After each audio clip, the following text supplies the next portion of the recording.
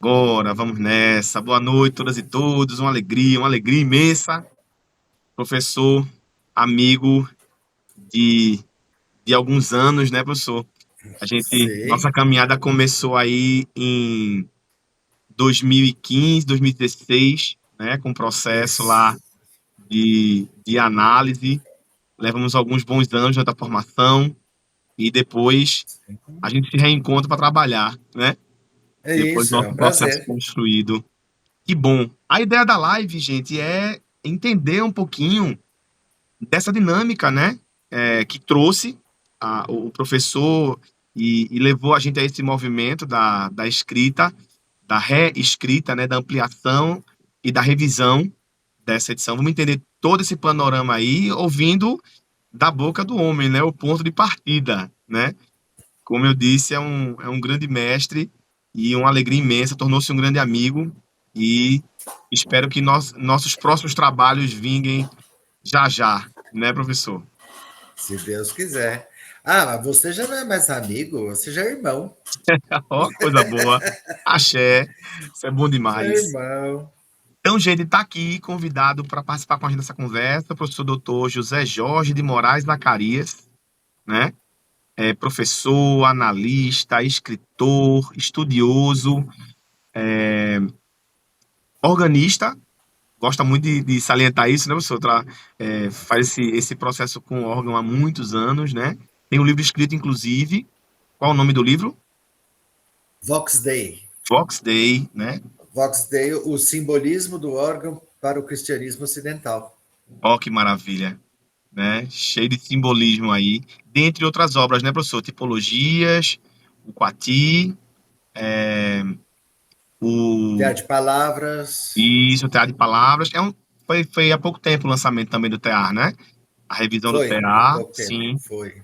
Exu, Ali é o camarada, coautor, compadre, Exu, meu meu compadre. compadre. Monoteísmo, politeísmo. Maravilha. São muitas obras nesse sentido. Aí eu queria saber do senhor, pegando do ponto de partida do Oriaxé, a dimensão arquetípica dos orixás, que teve a sua primeira edição lançada Nove. em 89, né? Aí eu queria saber do senhor, assim, qual é o Não, 1998. 98? É, quase É, eu, 2000. Né, eu quero 98. saber do senhor qual foi o ponto de partida para os seus estudos com as religiões de matriz africana. Quer mesmo? Qual é o princípio, qual é a fagulha inicial disso aí? É uma história comprida, mas vou abreviar. Vamos nessa. Eu nasci numa família católica, né? Então, minha mãe era católica e a gente era muito católico, ia na igreja, aquela coisa toda, né? E, inclusive, quando eu era criança, até, eu tinha duas ideias de profissão: motorneiro de bonde ou padre. Olá. As duas coisas, né? E aí, quando eu estava mais ou menos lá pelos 7 anos, minha mãe teve um problema muito engraçado, porque a gente ia se inscrever no clube, né, no Pacaembu, para fazer atividades e tudo. E nos exames da minha mãe apareceu uma mancha no pulmão. Ó, Só que os exames clínicos não indicavam nada, era só a radiografia. E havia essa preocupação de ser tuberculose, naquela época era muito sim. perigoso, tudo, né? E então ela preocupada com isso, não corria o risco até da gente se afastar por conta do isolamento e tal. E aí ela foi numa amiga dela, que era cartomante, né? E aconteceu uma coisa engraçada logo na chegada que essa cartomante tinha um cachorro. E aí o cachorro, quando minha mãe chegou, o cachorro ficou doido, coisa que ele nunca fez, que ele era sempre muito amigável, né? E aí essa amiga jogou as cartas e falou para ela: olha, tem alguém que gostava muito de você que morreu recentemente? E tinha, né? Tinha um senhor que gostava muito dela, era uma família associada, e ele morreu de tuberculose. Só que ele gostava muito dela, e então a cartomante disse: olha, continua por aí. Por isso que está aparecendo a mancha na radiografia e tal. E aí aconselhou a ela ir no terreiro de uma amiga dela, né? E hoje eu sei que era um candomblé de Angola, mas naquele tempo, né? Então, aí ela foi no terreiro e lógico, foi junto, né? Ela me levou. Aí eu achei maravilhoso aquilo tudo, né? Porque para mim parecia uma ampliação até da Igreja Católica, né? Que tinha muita coisa que era similar, né? Tinha o congá, né? O altar com os santos católicos e nananã, só que tinha mais brilho, cores, dança, então era como se fosse uma missa ampliada, uma missa mais movimentada, mais alegre. Tá? Eu gostei muito também, né? E eu achava também a mãe de santo muito bonita, que ela vinha toda maquiada para fazer a sessão, né? Até dei um apelido a ela de bonitona. Né? E aí, então minha mãe fez um tratamento que acabou sendo com preto velho, paicandu, né? Um benzimento com folhas de café, né? Folhas de um cafezal lá e tal. Fez a cerimônia e tal e sumiu a mancha. Ó, Aí ela continuou frequentando e eu junto, né? Eu ia junto, principalmente porque depois disso ela foi contar para o padre da igreja que a gente ia, aonde ela tinha de parar, né? No candomblé, e o padre pôs ela para fora da igreja, que aquilo era um absurdo, onde já se viu tal. Então, bom, agora já que não está mais na igreja, vamos ficar vamos lá no sim. terreiro, né? Da bonitona. Em paralelo, uma tia, irmã da minha mãe, era da Umbanda. Só que a gente não ia na Umbanda da minha tia porque a gente era católico. Agora que está indo no terreiro, por que não? Abriu-se uma porta. Né? Abriu a porta e a gente foi para conhecer o terreiro da minha tia e tudo isso, né? Então a gente começou passeando pelos terreiros, né? Candomblé, Umbanda e Kardec, indo Sim. também nos lugares, conhecendo o kardecismo, tal, tal. Então, até os 7 anos de católico, né? Queria ser padre, dos 7 para frente, teve toda essa experiência com os orixás, né? E a Ficou um operador espiritualidade. de bonde, né? Do É, gatilho. porque tiraram os bondes, então não ia dar mais, Sim, não tinha mais. não tinha mais. E aí nós ficamos nesse caminho até mais ou menos os 15 anos. Uhum. Aí nos 15 anos, minha mãe também de novo teve um problema lá de saúde e tal, né? E aí o centro não estava resolvendo, e uma conhecida dela disse assim: olha, eu conheço um pastor que é muito bom, ele está fazendo milagres e não sei o que tal. Então vamos lá no pastor. Aí fomos lá para a igreja, era a igreja do Evangelho Quadrangular, né, pentecostal. Aí tinha lá que fazer as novenas e tantos cultos, aquela coisa toda. E ela sarou. E falou: então vamos continuar aqui na igreja quadrangular. Aí, então eu, com uns 15 anos, aí já conhecendo essa outra vertente. Sim. Né? Aí fui para a igreja quadrangular, entrei no coro de jovens e foi aí que eu descobri a minha vocação para música, né? E comecei a querer estudar o órgão por conta desse trabalho na igreja, com música, com coral e não sei o que tal, né? E fazendo esse caminho, né, para a igreja protestante, eu tive que enfiar dentro de um baú toda a experiência católica, Da do espiritualidade. candomblé, da espiritualidade, da Sim, umbanda, né? Tudo dentro de um baú, porque afinal de contas isso era do diabo, né? sim. Então não podia pensar nisso.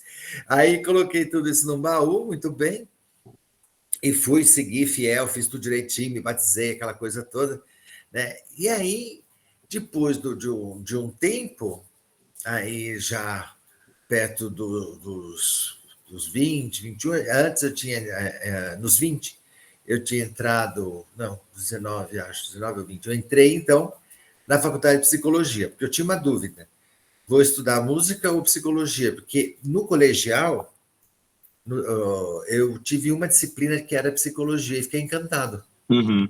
com a disciplina. Falei: olha, então tem dois caminhos profissionais, ou música ou psicologia. Eu falei: não, eu vou para psicologia. Até a igreja falava assim: não, olha, cuidado que psicologia é coisa do diabo, não sei o quê, né? Muita E coisa é coisa do aí diabo, né? é coisa do diabo. E aí, então, eu fiz um voto, né? Eu falei assim, bom, Deus sabe da minha vida. Se ele acha que é do diabo, eu não vou entrar. sim. Simplesmente que eu nem tinha feito cursinho, né? A gente não tinha dinheiro para essas coisas, né? Então, eu guardei os cadernos do colegial, do primeiro, segundo e terceiro, para reestudar. Eu fiz meu próprio cursinho, porque não dá para pagar um cursinho, né? Então, tinha a chance de não entrar. Falei, bom, Deus que sabe, né? Se ele achar que é do diabo, ele não me vai deixar entrar. E eu entrei, acho que ele deixou eu entrar. Falou, não, vai lá, né? No Aí cara eu ou coroa, entrei. É, Deus ganhou, né? exatamente. Aí entrei na faculdade, comecei, o pessoal achava estranho. E no primeiro ano, eu lembro que no primeiro ano, a disciplina que mais me marcou foi exatamente antropologia. Uhum. Ah, mas então o mundo é diferente, é muito mais complexo, tem mais coisas, né? Aí aquela coisa do estudo das culturas, não sei o quê, na antropologia, eu falei, uau, que conteúdo interessante, né? Vibrava com isso, Abrem-se né? algumas portas que antes foram fechadas pela religiosidade mais restrita, mais castradora, né? Porque assim, eu fico Exatamente. pensando, eu ouvia quando criança um ditado que dizia assim: o evangélico mete o pau no católico, o católico mete o pau no evangélico e os dois se juntam para meter o pau no espírita, né? Então era mais ou menos isso. Eu venho do Mas tem catolicismo que isso. não deixava o senhor ir pro terreiro de Umbanda da tia, da família, né? Isso, se essa porta se permite ser acessada a partir do contato com a espiritualidade, mas depois se fecha novamente pela entrada numa religiosidade um pouco mais firme, né? Tanto É, mais firme que a gente vê até hoje, né? sim. Condenadora, castradora, né?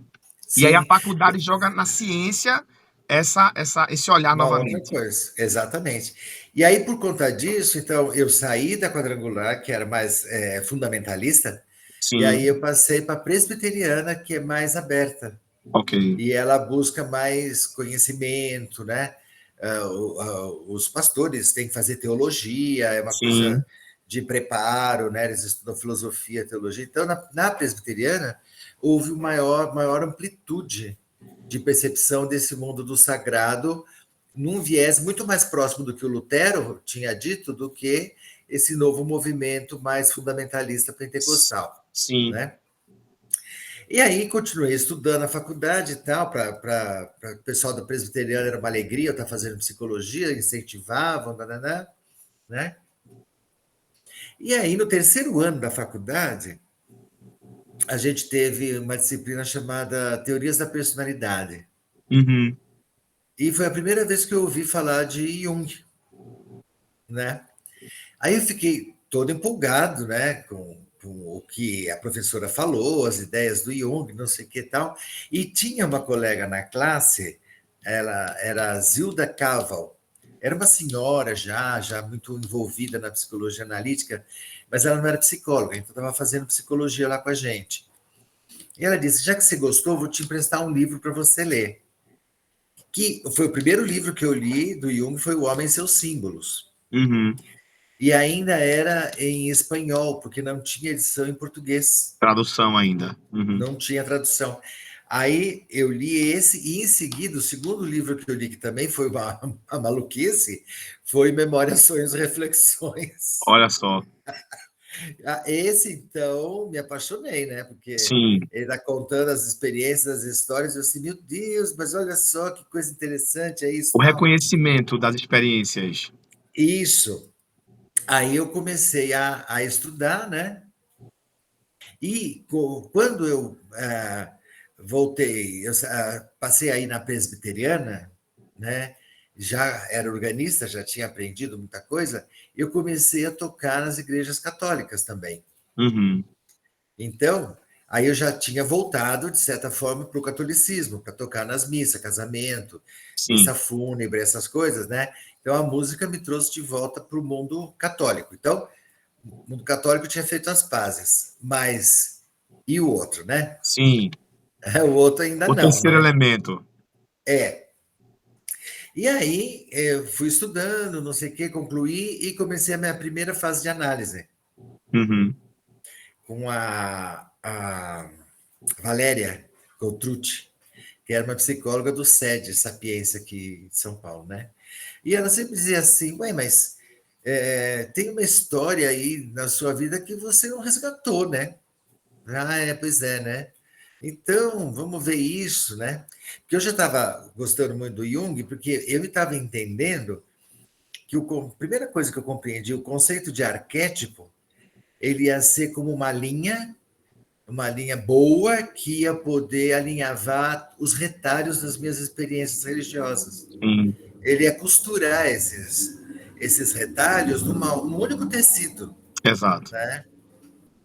E isso já gostava disso. Aí ela falou: bom, não, olha, você vai ter que voltar um pouco para esse negócio, não sei o que tal. Aí eu lembro que eu fui numa livraria, acho que na Livraria Cultura, na Paulista, e eu vi lá o livro do Pierre Verger, Os Orixás, Aham, né? Mas maravilhoso. mas olha como a gente é bobo, né? Mas não tem jeito. Aí eu fiquei lá olhando na livraria, a hora que não tivesse ninguém na livraria. Aí eu peguei Sim, o livro, escondi assim comigo e fui com o título escondido até o caixa para pagar, para para poder ninguém saber comprar. o que eu estava comprando. Olha que absurdo. É coisa de criança, né? Mas, bom, eu passei por isso. Aí, então, eu tinha que esconder. Na verdade, eu estava escondendo de mim, né? Não Sim, era de ninguém. Eu estava exato. escondendo de mim mesmo. E aí, sobre os orixás, o primeiro livro que eu li foi esse do PVG. Pierre Verger, Os Orixás, né? E aí comecei a estudar e aí trazendo essas coisas para o processo de análise, né? A minha experiência, como é que foi, nananã, e tal. Passou um pouquinho de tempo, não sei exatamente quantos meses, me veio um convite, porque aí eu já tinha terminado a graduação, já estava no mestrado, me veio um convite para dar uma aula de tipologia em Salvador, Sim, né? Porque ainda na graduação eu me encantei com a tipologia do Jung, né? Pensando na dificuldade que os alunos têm de aprender, porque o método educacional é muito pensamento e isso. os alunos são sentimento, sensação e aí a dificuldade toda de aprendizagem, né? Então, eu fiz meu mestrado nesse caminho, né? A tipologia na educação. Então, como eu já tinha essa titulação, tinha um curso de pós-graduação aí em Salvador, né?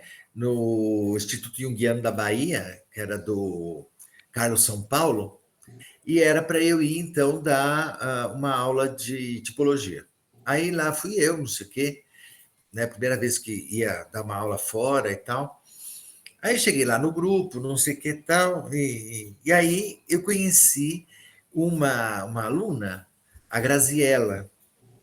Ah, mas tá, não sei o quê, falando alguma coisa que eu estava pesquisando, né? A questão dos orixás, não sei o quê. Ah, eu vou te levar aqui numa sessão, não sei o que tal. Né? Como eu ficava um fim de semana, aí ela me levou numa sessão que não era bem candomblé, né? Era uma mesa, todo mundo sentado na mesa, aí Sim. tinha um bate-folha, né? Era mais uma jurema, né? Uhum. Todo Uma mundo na proximidade, mesa, o tal. culto da Mais, terra, né? mais, mais próximo, né? Mais próximo. Aí eu falei, não, mas eu também estou querendo ver o candomblé. Você quer mesmo? Eu falei, quero, né? Aí ela disse, então eu vou te levar no meu terreiro. Aí me levou no Opoafonjá. Olha só, Aí eu conheci uma Estela. Aí maravilha. conheci a casa, né, o Ilê do Poafojá, Mãe Estela, aquela coisa toda. Ela me recebeu com muito carinho, né? Aí ficamos lá e não sei o quê. Né? Teve até uma cena engraçada, que a gente estava numa salinha conversando, aí uma outra moça trouxe umas bebidas, né, para um suco de fruta e tal, não sei o quê, né? E serviu para a gente pegar, eu acabei bebendo no copo de Mãe Estela, Pronto. que era o copo que era só dela, né? E aí eu bebi, mas não sabia o que que era, peguei, né? Ela ofereceu, peguei, né? E Mãe Estela pegou outro copo, tananã.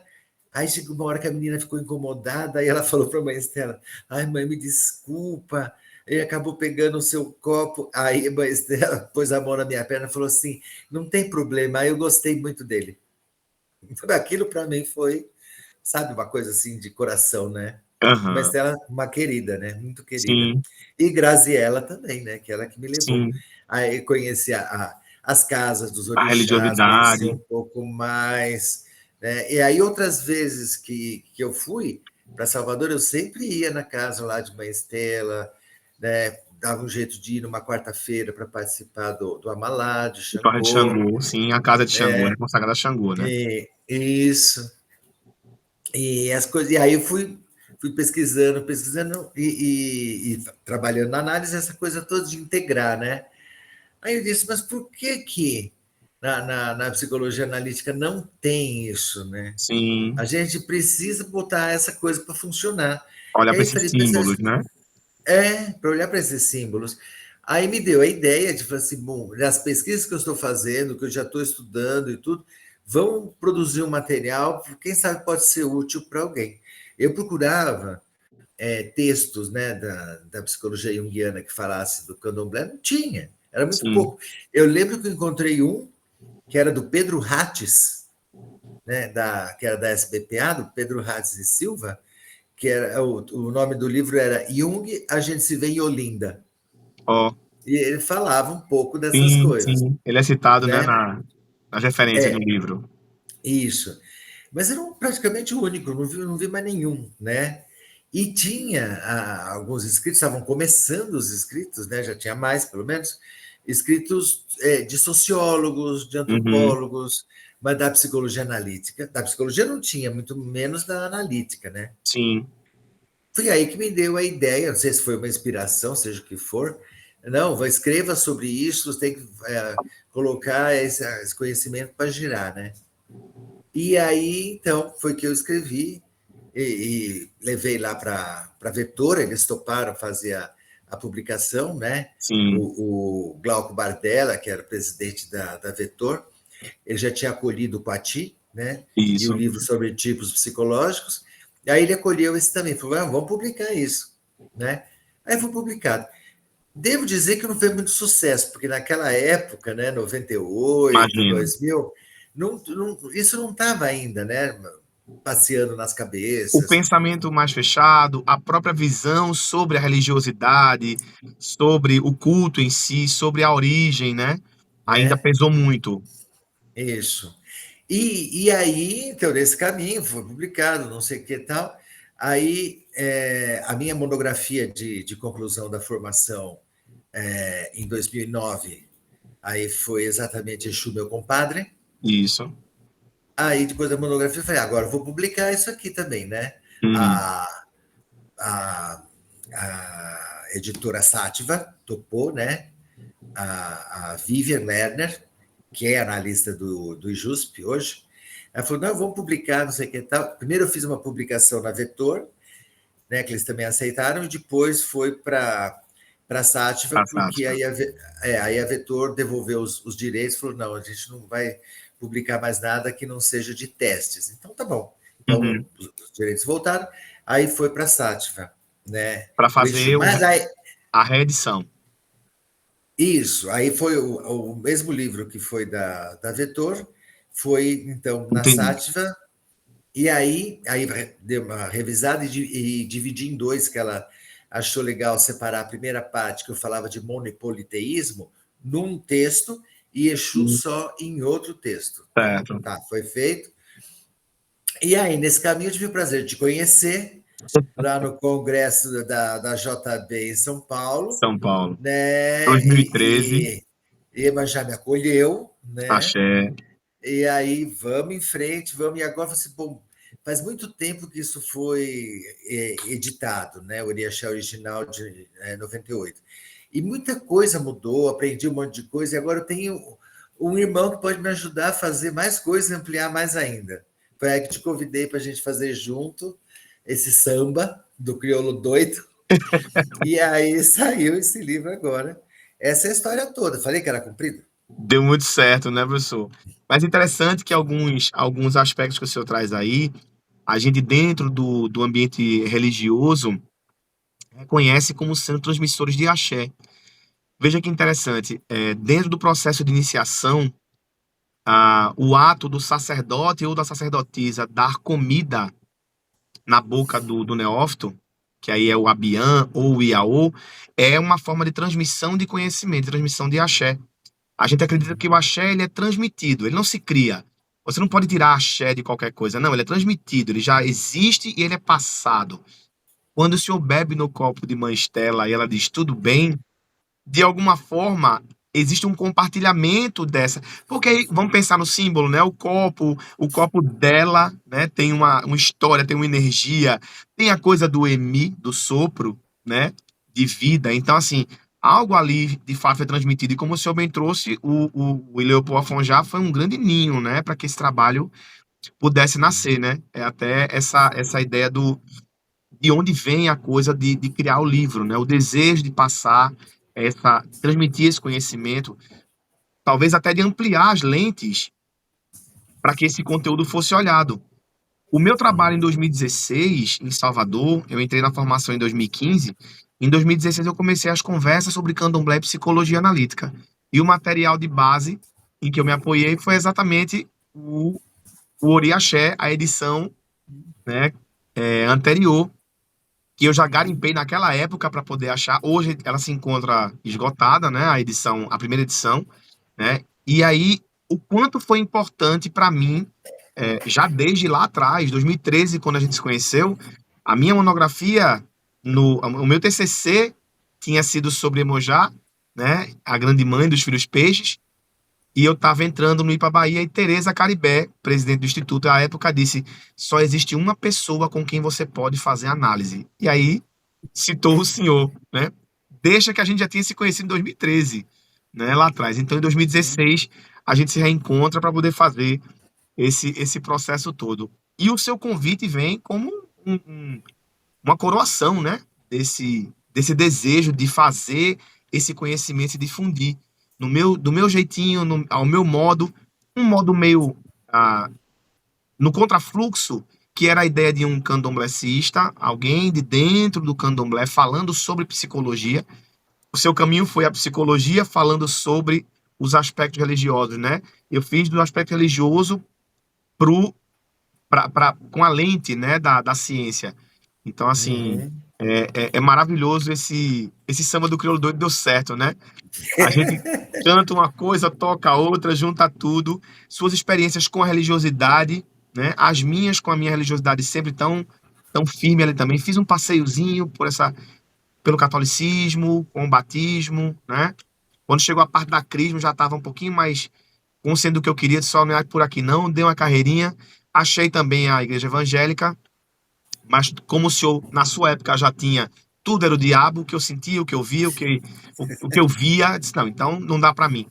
E aí achei, né? Fui achado, na verdade, né? Me reencontro com o candomblé. E aí isso vai fazendo o alinhavado que traz a gente até aqui hoje. Que maravilha. Sim. Poxa, professor, as minhas perguntas eram exatamente em torno disso, né? Qual foi o ponto de partida pessoal e essa união com a ciência, né, da religiosidade? O senhor trouxe esse aspecto para a gente. Disse de onde veio a ideia do livro, que é esse desejo de compartilhar conhecimento, né, e pontos de vista. E aí eu queria, nesse tempo que a gente tem a partir de agora, pensar um pouco mais sobre aspectos analíticos de, de alguns orixás principais, vamos dizer principais no sentido de representantes mais fortes dos elementos da natureza. Eu pensei em terra, fogo, água e ar, né? Então, pensando no elemento terra, temos, claro, vários orixás nesse aspecto, mas eu penso muito em Ogum, né? Estamos no mês de abril, né? O dia de São Jorge e, paralelamente, o dia de Ogum, né? Dia 23, eles são celebrados nesse dia. O calendário é católico, né? Mas, assim, essa festa vira uma festa do povo brasileiro, né? E eu queria saber do senhor alguns aspectos que saltam a sua percepção sobre o orixá Ogum, sobre a tipologia, sobre o que é que ele traz, o que é que ele arrasta com ele enquanto símbolo. Para mim, Ogum vai ser bem a expressão do arquétipo do herói. Né? Sim, É aquele que vai lutar, que vai combater, que vai enfrentar as dificuldades, que vai abrir os caminhos, né? aquele sim. que vai onde não tem estrada, ele cria a estrada, ele desenvolve um caminho novo, abre perspectivas, né? Então ele é impulsivo, né? Uhum. Ele vai acontecendo bem extrovertido, né, nesse aspecto, Sim. ele vai abrindo, vai fazendo caminho, vai criando possibilidades e tudo, né? E principalmente né, nos dois aspectos do herói, tanto de caminhar por lugares perigosos, desconhecidos, caminhos novos, ele vai na frente, né? Então esse é um aspecto do herói de ir à frente e também de batalhas, né? De Isso. enfrentar as batalhas, de defender o seu grupo, né, de fazer todo o processo, né? O Inclusive aspecto de até provimento também, né? O provimento, né? Essa coisa de nutrir sim, também, né? isso, né? E é interessante que um dos mitos, né, dos titãs, fala da impulsividade dele sem controle, onde ele acaba matando um monte de gente Uhum. inocente, né? Sim, Mas em seguida vai mostrar também o sacrifício do herói, né? Porque no arquétipo do herói, o herói passa pelo sacrifício, ele morre, né? sim. Então é aquele momento onde ele afunda na terra e se torna divinizado, Uhum. né?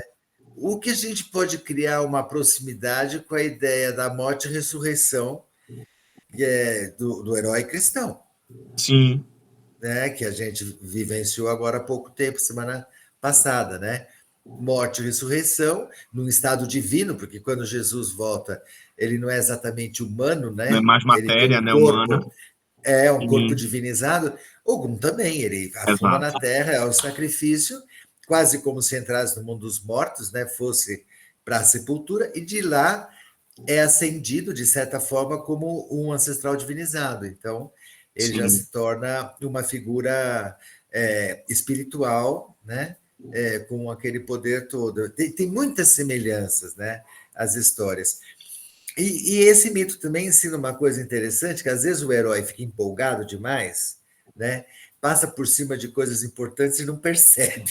sim. Uma pessoa tomada pelo herói, ela vai, não, eu vou fazer e acontecer, eu faço isso e aquilo, e às vezes faz bobagem, porque passa por cima do que não devia passar, né? Então, E ele perde a também sutileza, alerta, né? Também perde porque a é sutileza. isso, cansado, movido pelo desejo de descanso, né? Empolgado pela vitória que ele chega de uma batalha, ele quer o É, reconhecimento, né? Então ele é, perde a sutileza que é a ideia do tempo, o tempo do culto. Era o dia do silêncio sagrado na cidade de Irê, sim, né? E algum exatamente. passa por cima disso, né? É, porque ele está movido por aqui. Então, um risco que todo herói corre é ser seduzido pelo poder. Sim. Né? Se ele é seduzido pelo poder, mas eu sou poderoso, eu fiz não sei o quê, pronto, aí já perdeu a virtude. E outro aspecto interessante, professor, que o senhor bem colocou, ah, o senhor passou pela Igreja Católica, teve contato com alguns símbolos, na infância mais tenra, mas teve esse contato, vai para a espiritualidade, conhece alguns outros aspectos mais ligados a um culto mais brasileiro de fato, como o senhor disse, muito perto da Jurema, né, roda de caboclo, vai para a igreja evangélica, que já se priva um pouco desse olhar para os mitos, né, cristãos, mas ainda são muitas histórias, porque a Bíblia é lida e relida com muita ênfase, né? Vai se retorno para a igreja católica, você é um grande conhecedor da mitologia católica também, isso é maravilhoso. Então, como o senhor bem disse, todos esses aspectos arquetípicos vão sendo alinhavados nessa grande coxa que o senhor traz, e é muito bem explicitado no livro, né? A gente tem muitas citações a partir da figura de cada orixá, mas o aspecto arquetípico, a gente toca em várias culturas, várias divindades, várias faces, né? Sim, Desse, dessa imagem, né? sim, E é, interessante que é, Ogum, ele também representa aquele herói que não vingou com a vitória. Porque o é, aspecto do herói é esse. Tem os mitos que levam para a ascendência do herói, né, para o crescimento, a luz, a vitória. No caso de Ogum, ele vai para a terra, né? Ele entra isso, envergonhado pelo que ele fez, ele se embota, né? E ele, sim, ele desce, né? Então é um outro aspecto, né? sim. Vai ser um contraponto, né? É, esse é um caminho mais satisfatório do herói, quando ele vence as batalhas, Sim. ele não deve ser louvado por isso, ele deve morrer. Uhum. Né? Então, por exemplo, tem uma cidade lá, vamos pegar uma ideia lá do faroeste americano.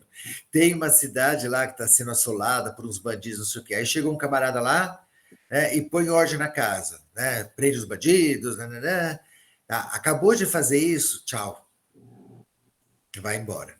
Ele não Cumpriu a vai ficar função. não vai ficar como o prefeito da cidade, recebendo Sim, loas, essas coisas, não. Não, ele acabou de fazer o serviço dele, agora vocês cuidem de vocês. sim, Né? Porque aí vai para híbris, né? Aí você vai ficar cheio sim. de si, aí não pode. O senhor toca num ponto muito interessante, que é a híbris, e chega num próximo ponto que eu queria trazer, que é Xangô, pensando no fogo, um grande representante do fogo, né, Xangô. E o senhor cita a híbris, né, a coisa daquilo que é desmensurado, né, que vai para além, que cega esse aspecto da consciência, né? Xangô passa Sim, por isso quando também, no sentido de tornar-se orixá, ele vai se matar, né? Porque o fogo toma conta da cidade de Oió, né? Ele, sim. querendo poder, pede a Exu que faça um unguento para ele, uma magia, Exu faz. Ele pede que Yansan vá buscar. Exu diz: Isso aqui é de Xangô, tá? Não mexe, não. Pra quê, né, Pandora?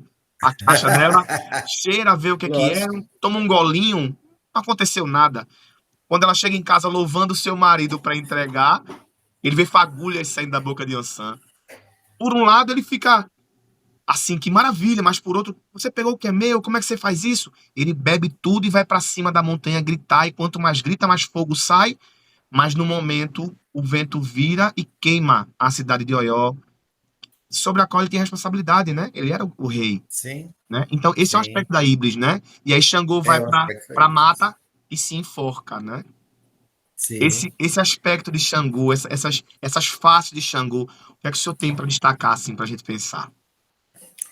Pois é, vamos lembrar aqui, vamos fazer um link meio insano, mas Jango é um rei, Sim, né?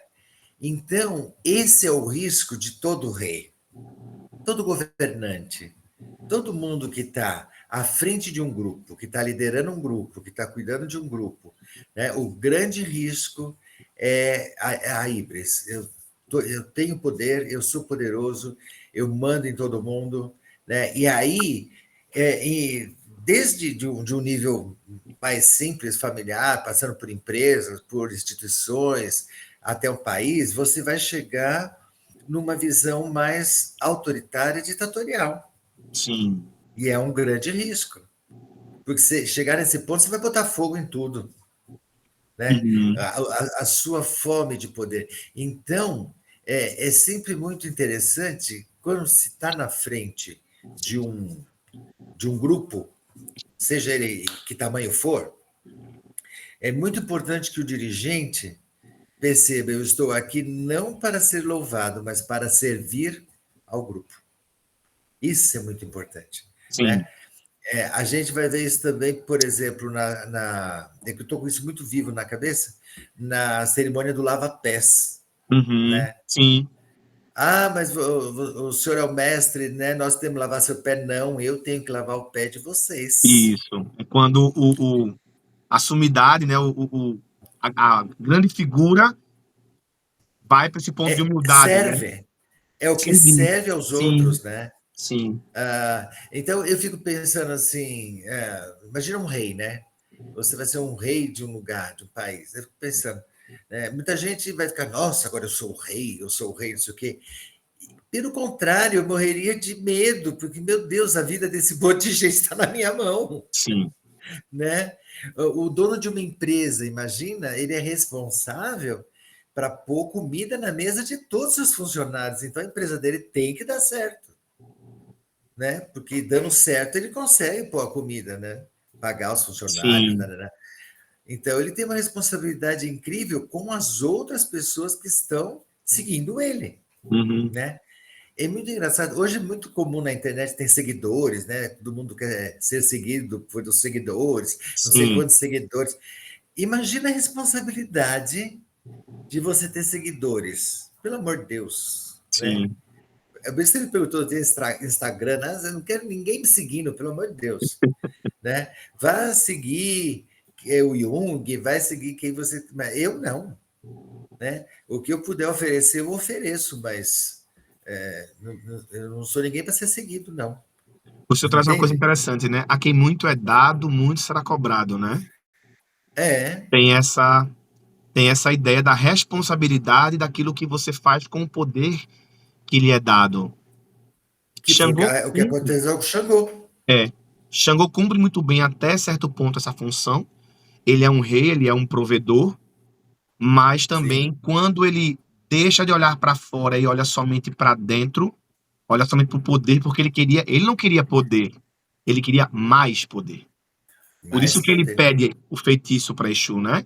Por isso que ele É, pede a magia. Então ele quer mais poder. Então esse mais poder não tem a ver com o que ele faz para o outro, tem a ver com o que ele faz para si. Aí é que está o é. ponto de conexão e de contato com essa sombra. Dá para pensar isso? Sim, porque o egocentrismo vai distanciar você dos seus aspectos negativos. Você não vê mais. Eu sou perfeito, o narcisismo Sim, egocêntrico te joga só para você mesmo. Mas enquanto valor de ego, não olhar o si mesmo inteiramente. Né? Vou olhar para mim, inclusive, meus aspectos negativos e tomar cuidado com eles para que eles não me façam fazer besteira. sim. Né? Eu posso Conhecê-los, fazer né? alguma coisa que prejudique os outros, tem que ficar atento a isso. É o tal do influencer, né? O criador de conteúdo com muitos seguidores, Ah, que se não se comporta dentro de um padrão, tá de fato influenciando outras pessoas de forma tortuosa ali muitas vezes. E é o que a gente vê, né? É o puro status, né? sim. Não se quer o compromisso, só se querem os louros, né? O ônus Os não, o louros. compromisso É, não, mas os louros, esse reconhecimento. Viva sim. Xangô, viva Xangô. Logo mais Tá estamos aí em louco. contato, né? Na, na, no calendário, junho tá chegando para a gente Tá celebrar chegando, vai ser a fogueira. o próprio fogo. E junto com ele todo o séquito do fogo, né? Xangô, Sim, Airá, Ogum, que usa o fogo, precisa do fogo para fazer a forja acontecer. sim. Exu, Obaluaê, são orixás que tem. Yansan. Oiá, não pode esquecer que é o contraponto, Não. é a contraparte feminina do que é Xangô. É. Pensando na água, professor.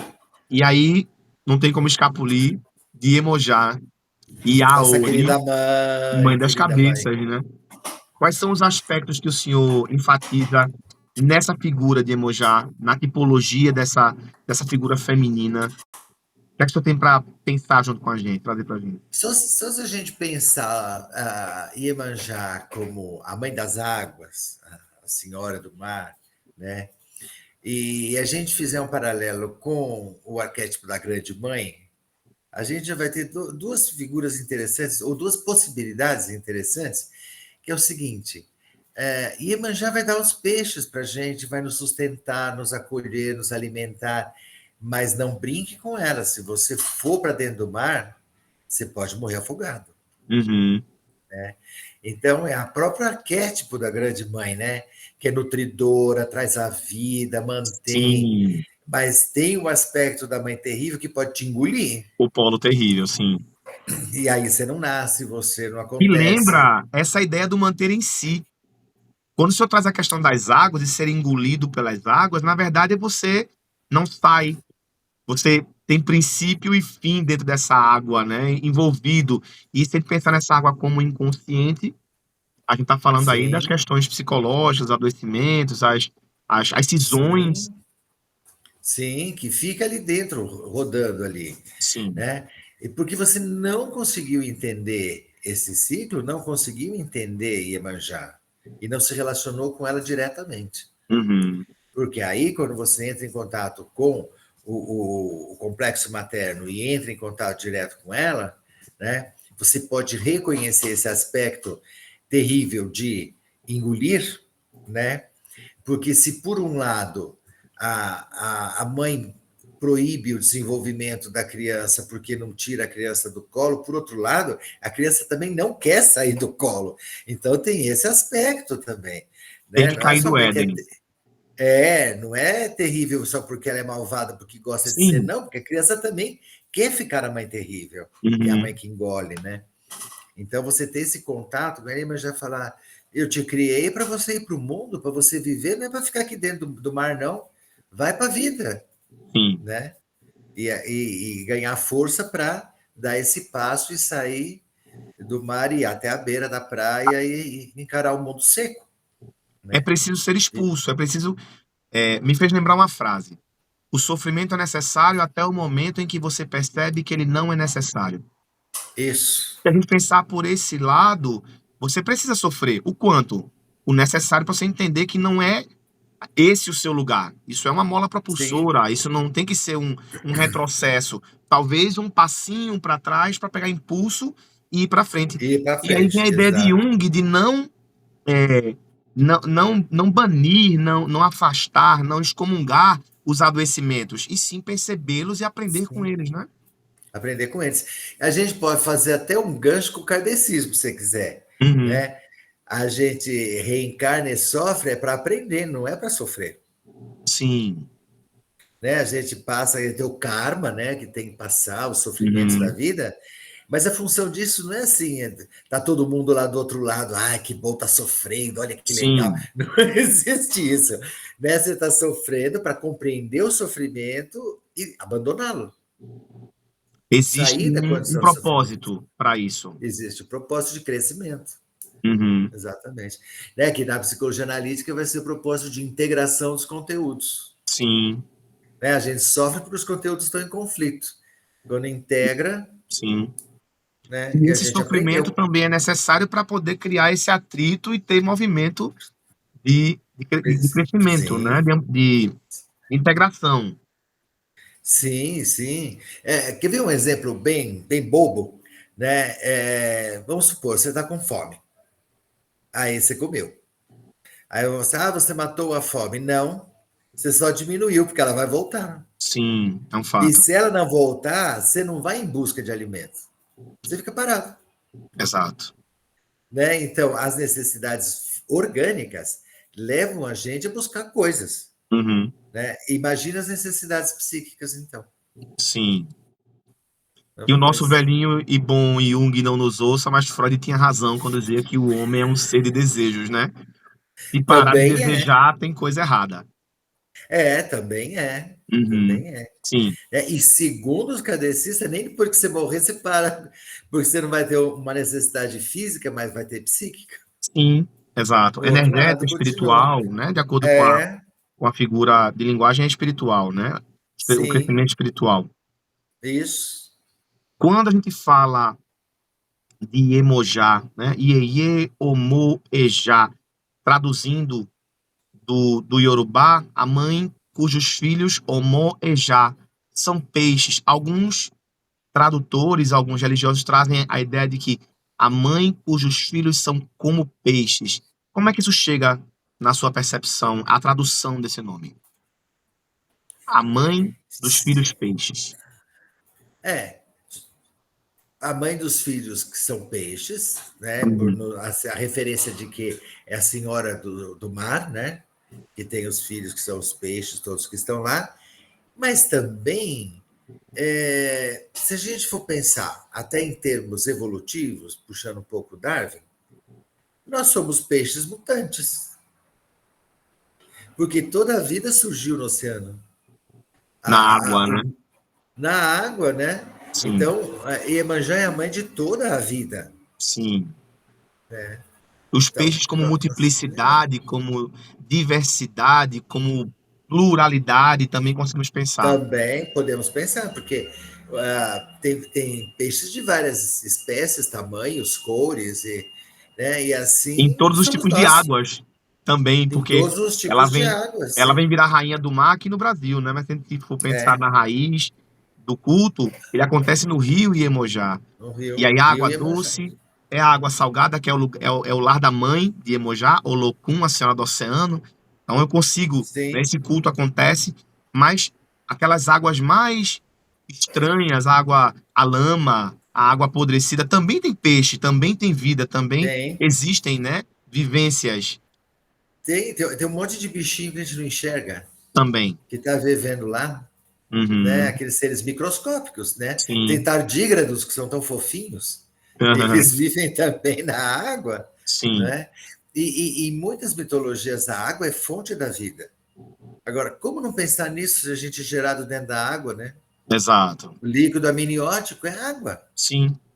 A gente nasce da água, né? Então, todos nós nascemos de Iemanjá, da água. Epalmiô, salve as águas. E Salve! para a gente fechar o nosso papo sobre as divindades, Exeu, Eporixala, ele faz, nós agradecemos.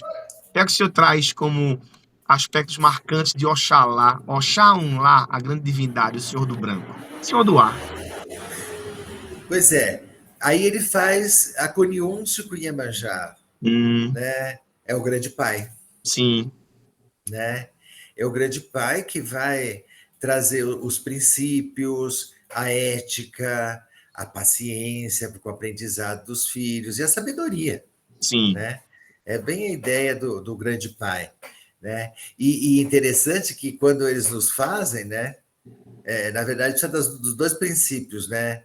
A terra, né? E a água, uhum, porque a gente é feito de lama, né? sim, Então precisa dos dois princípios, né? Nada mais natural do que para a gente existir precisou de um pai e de uma mãe, sim, né?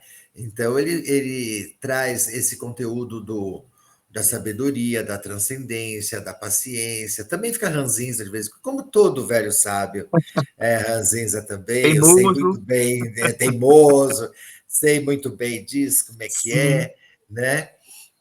Mas ele traz essa luminescência, né, da sabedoria. É quase como se a gente dissesse, talvez, Iemanjá representa a alma e Oxalá o espírito. E os uhum, dois estão integrados na gente, né? sim. Com o corpo, que é a parte da terra, da matéria.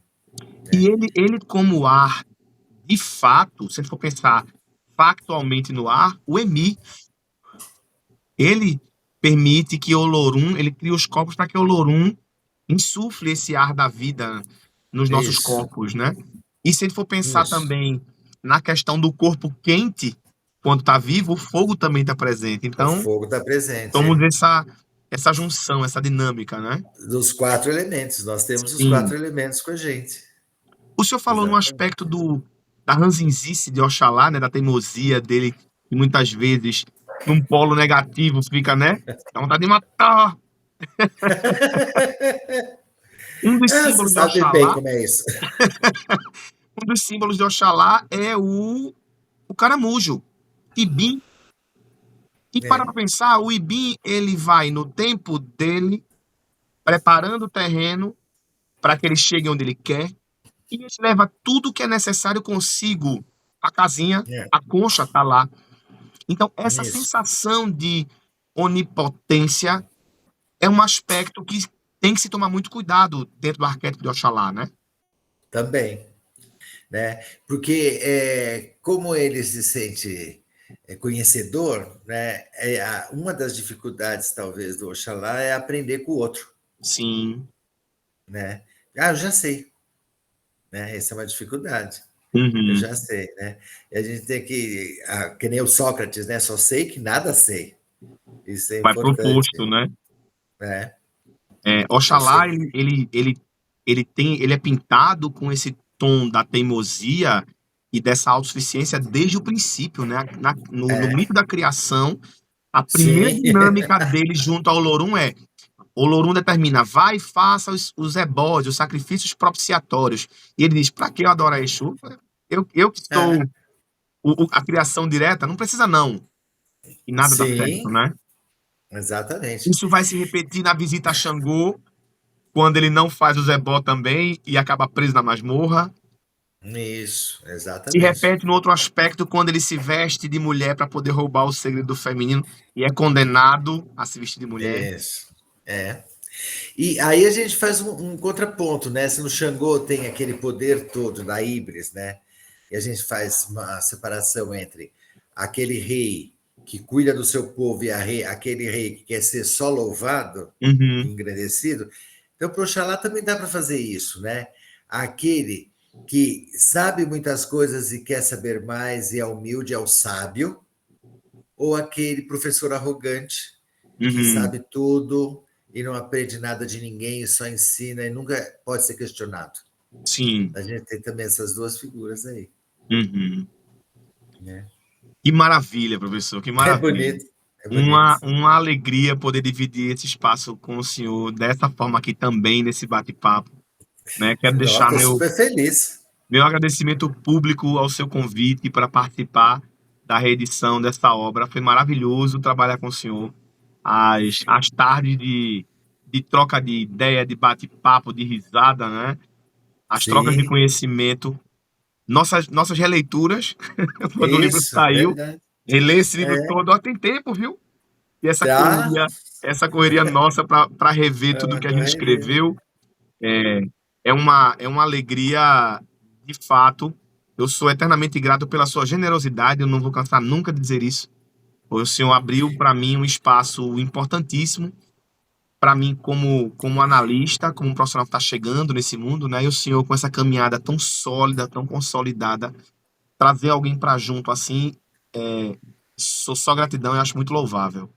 Eu também deixo registrada a minha imensa gratidão por você ter acolhido a ideia, por a gente ter caminhado junto, por a gente ter descoberto coisas, por você ter me aceitado, uma vez que eu não sou iniciado, né? Então meu conhecimento é muito menor, e você se propôs a somar o seu conhecimento para a gente fazer uma obra que é para o povo, que é para as pessoas aprenderem, descobrirem, aprofundarem, né? Acabando um tanto com preconceitos, essas coisas Sim, besta, e aprofundando na simbologia aqui brasileira que a gente vive. isso. Agradeço demais você ter topado participar dessa aventura. Que Para mim foi uma maravilha. alegria. O coração Estamos canta aí muito de alegria, fazendo alma brasileira, né, professor? fazendo a alma brasileira. Que Exatamente. maravilha. Gratidão imensa. Gente, Eu gratidão que a todos vocês, todas, todos que estão aqui conosco, que participaram, que se disponibilizaram a estar conosco nessa troca. Haverão muitas outras lives.